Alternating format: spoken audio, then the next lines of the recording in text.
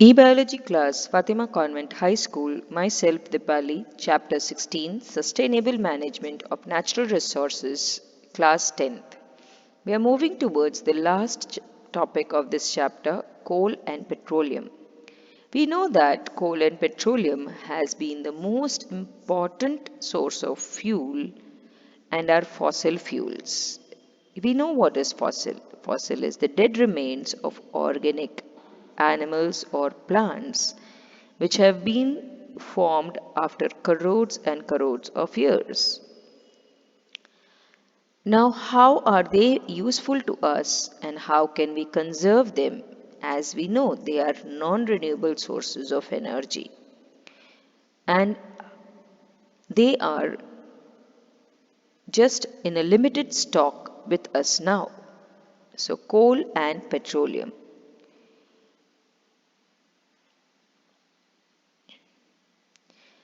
We have seen some of the issues involved in the conservation and sustainable use of resources like forest, wildlife, and water. These can be met our needs perpetually if we were to use them in a sustainable manner. Now we come to yet another important resource fossil fuels, that is, coal and petroleum. As I told you, fossil fuels are coal and petroleum are the examples, which are important sources of energy for us. Since the Industrial Revolution, we have been using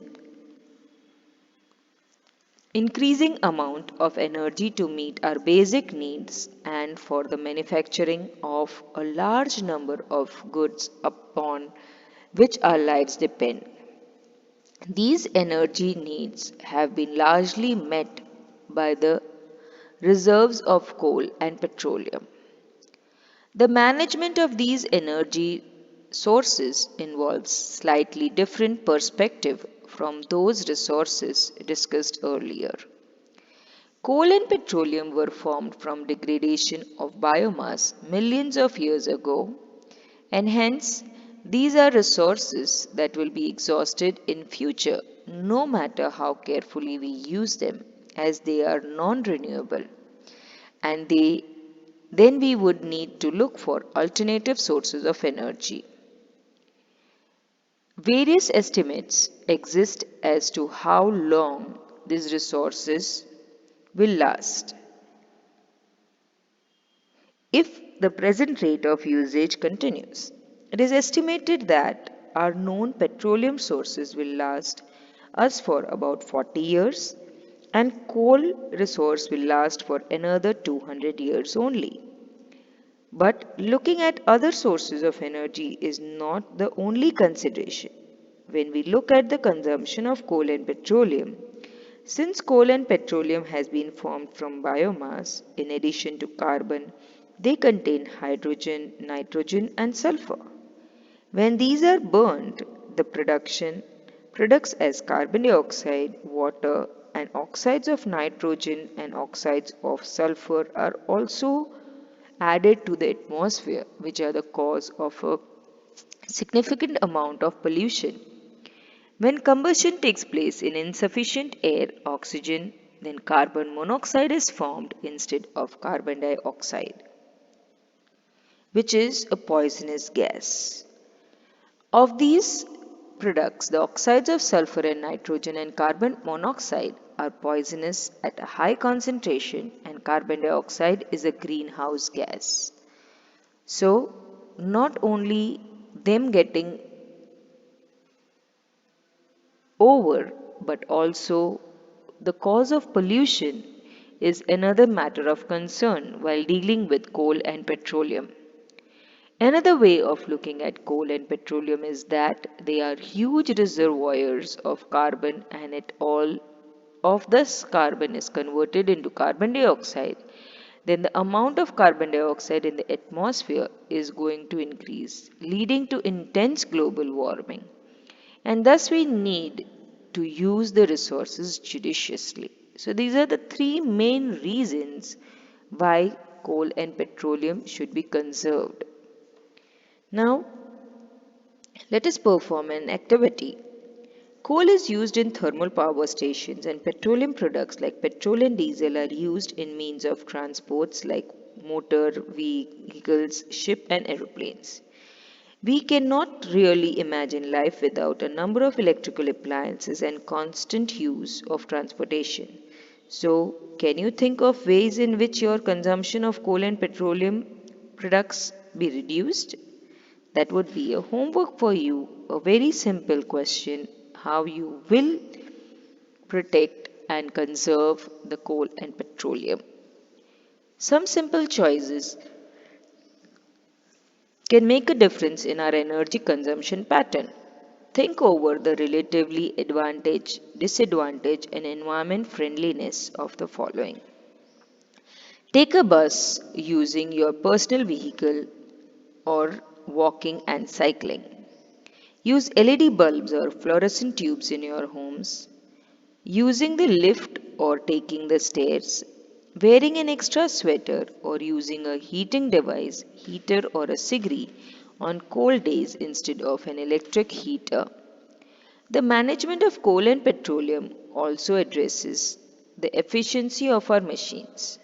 Fuel is most commonly used in internal combustion engines for transportation, and recent researches in this field concentrates on ensuring complete combustion in these engines in order to increase efficiency and also reduce air pollution. So you see, we must have rid of Euro 1 and Euro 2 norms of emission for vehicles. Find out about these norms working towards reducing pollution. So, do anyone of you know what is Euro 1 and Euro 2?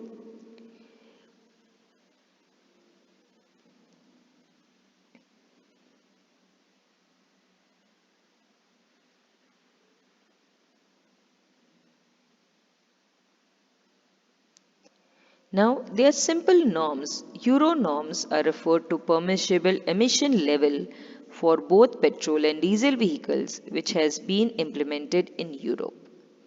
That how much emission level should be there if you are using certain amount of petrol or diesel, and it requires manufacturers to reduce the existing pollution emission level in a more efficient manner by making certain technical changes in their vehicles. So, you can say the European emission standard defines the expectable limit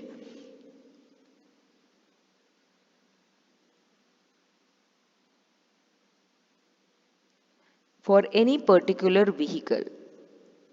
So you can say that the Euro 1 and Euro 2 are rules put forward by the European Union and by other members and which are effective now all over the world.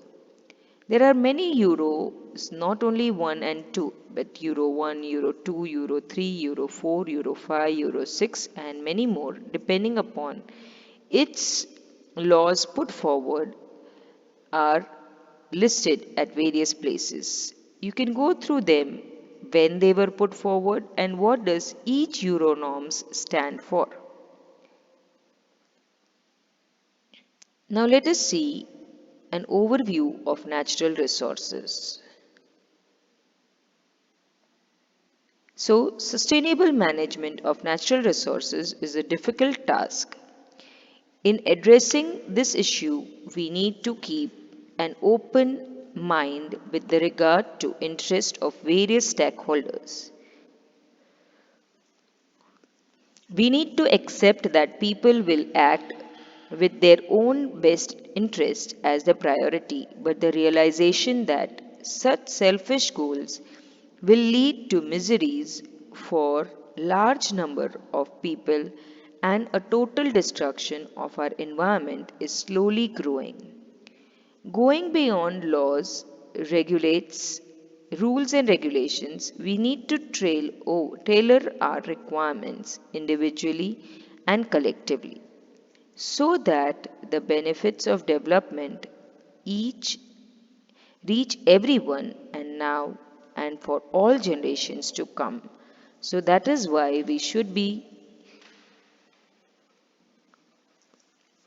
managing these natural resources. With this, we end this session and end the chapter as well. Thank you.